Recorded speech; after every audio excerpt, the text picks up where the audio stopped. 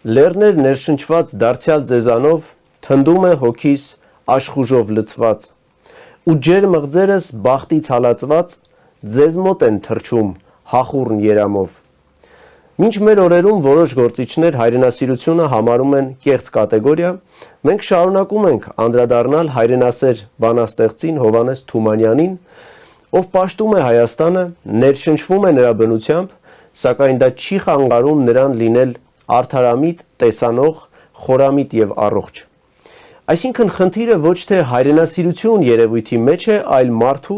ով հայրենասիրությունն ընկալում է որպես սոսկ միջավայրին հարմարվելու և նրան մոլորեցնելու խաբելու միջոց։ Հայրենասիրությունն օգտակար է նաև խաղաղության մեջ, և հատկապես խաղաղության, քանզի նա, ով հայրենասեր է խաղաղ ժամանակահատվածում, նրա հետ չեն ցանկանում պատերազմել։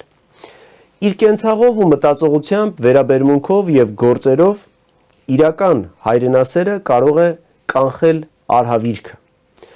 Մի փոքրիկ պատմվածք ունի Հովհաննես Թումանյանը Գաբո Բիձու «Շերամա պահությունը» վերնագրով։ Տեղին կլինի Գաբո Բիձու և տիրացուի երկխոսությունից մի հատված մեջբերելը։ Ես ու Գաբո Բիձեն անցնում էինք լոռու ձորով։ «Հեյ, տիրացու», ձայն տվավ նա։ «Համե»։ «Հրամանքդ շատ, ես տեսնում եմ, որ այս մեր նոր ուսում առածները շատ աշխարհքից դուրս մարդիկ են, դու սրան ինչ կասես»։ «Ինչու, Գաբո Բիձա»։ «Ընդուր համար, որ հենց գիտեն, ամեն բան իրենք են հասկացել։ Մին էլ կտեսնես նստեցին ու գլխիդ գելի ավետարան կարդացին։ Հա էս ճանճ պահիր, էս աբրեշումի ճիճու պահիր, էսպես մածուն շինիր, էսպես ցանիր, էնպես հնձիր։ Տո հեր օրնած, մի առաջ հարցրու տես այդ բաները դրանք էլ միտք են արել թե չէ։ Նրանցից ետը թեկուզ ուշուց տուր»։ Մեջբերումն իհարկե վերաբերում էր հայրենասիրությունը կեղծ կատեգորիա համարողներին, ովքեր ընդհանրացնելով վիրավորում են մի ամբողջ ժողովրդի,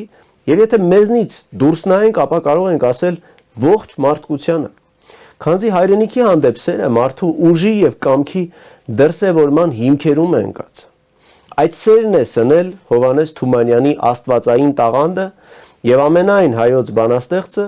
որևէ անգամ չի զլացել և իր ստեղծագործություններում շնորհակալություն է հայտնել հայրենիքին, քանզի ճանաչել է իր ուժի աղբյուրը։ Մենք բոլորս ունենում ենք հիասթափության պահեր և դա հասկանալի է։ Օրինակ, «Հառաչանք» պոեմը գրող բանաստեղծը չէր կարող մեծ հիասթափություն չապրել, քանզի անարդարության, շահագործման և ժողովրդի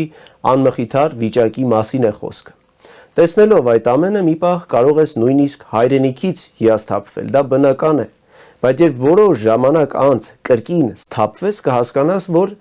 երկիրը մեղավոր չէ, իսկ անարդարությունն էլ մեզանից դուրս չէ գոյանում, այն արտահայտում է մեր փոքր ու մեծ շահը, և եթե խորանանք, ապա կտեսնենք, որ շահագործվողը նույնպես որևէ մեկին շահագործում է։ Ուստի այս պատճառով է, որ հանգում ենք մի եզրակացության, որ ամեն ոք պետք է սկսի ինքն իրենից, որպեսզի արդարությունը հաղթանակի և հայրենիքն էլ լինի արդարության մարմնավորում, ոչ թե մի վայր, որտեղ ծաղկում ու բարգավաճում է անարդարությունը, և ամենայն հայոց բանաստեղծը ստիպված չլինի սրտի ցավով գրել այսպիսի տողեր. «Լիներ հեռու մի անկյուն, լիներ մանկան արդար քուն, երազի մեջ երջանիկ, հաշտ ու խաղաղ մարդկություն»։ Անկեղծ չենք, ասում է Հովհաննես Թումանյանն իր համանուն հոդվածում, և ես հիմա ուզում եմ մի պատառիկ կարդալ այդ հոդվածից, երբ վերընթերցում էի, այն տպավորություն էր, թե բանաստեղծը հենց նոր է գրել և հենց այդ պահին խոսում է ինձ հետ։ Ի դեպ, հաճախ եմ նման զգացողություններ ունենում Թումանյան ընթերցելիս, և իհարկե սա ևս խոսում է Թումանյանի արդիական լինելու մասին։ Երբեք այսքան մեծ չի եղել անկեղծության կարիքն ու կարոտը, ինչպես այսօր, և երբեք այսքան ահռելի չափերով չի հայտնվել կեղծիքը, ինչպես այսօր։ Դարավոր կարգերի ու հասկացությունների հեղաշրջումի օրը, պատմության ահավոր դատաստանի օրը։ Մեծ ալեկոծություններն ու ակնկալությունները ամենքին տեղահան են արել, դուրս են բերել իրենց անկյուններից, և ահա ժողովուրդներն իրենց ունեցած ուժերով հրապարակի վրա են։ Ամեն մարդ շարժվում է, ամեն մարդ խոսում է, Անշուշտ նա պիտի շարժվեր այնպես, ինչպես ինքն է կամենում, եւ խոսեր այն, ինչ որ ինքն է մտածում։ Այդպես պիտի լիներ մարդը։ Առավել եւս այս տեսակ մի ժամանակի առաջ, երբ շարժումը կամ խոսքը կարող է ունենալ այնպիսի հետևանք, որ ուրիշ ժամանակ աներևակայելի է։ Նրա այս խոսքից կամ այն շարժումից կախված է շատ բան, եւ հանկարծ դուք տեսնում եք, նա խաղ է անում, դերասանություն է անում։ Մենք այսօր եւս ապրում ենք դարավոր կարգերի ու հասկացողությունների հեղաշրջումների օրերում, ինչպես դիպուկ բնութագրում է Հովհաննես Թումանյանը։ Դատաստանի օրը մենք անցանք ահռելի կորուստներով, եւ եթե անկեղծ չլինենք, ապա դարավոր կարգերն ու հասկացողությունները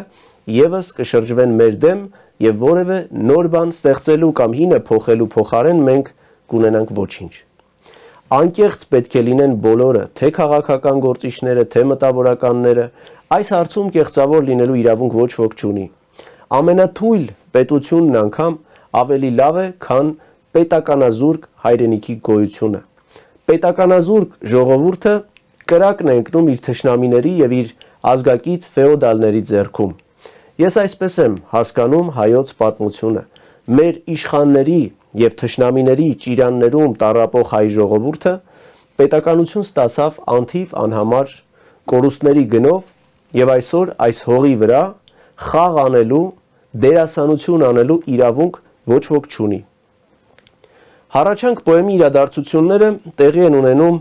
Լորվա գյուղերից մեկում։ Հայը հային սպանում է։ Եթե ժամանակին ճիշտ հասկացվեր այս պոեմը,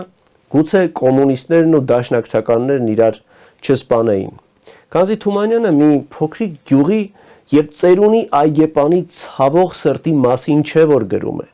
այլ Հայաստանի եւ իր ստեղծագործության վերջերքում, որն իմ ունեցած գրքում չկար, բայց ես այն հայտնաբերեցի համացանցում եւ համոզվեցի, որ սխալ չեմ հասկացել հառաչանքը։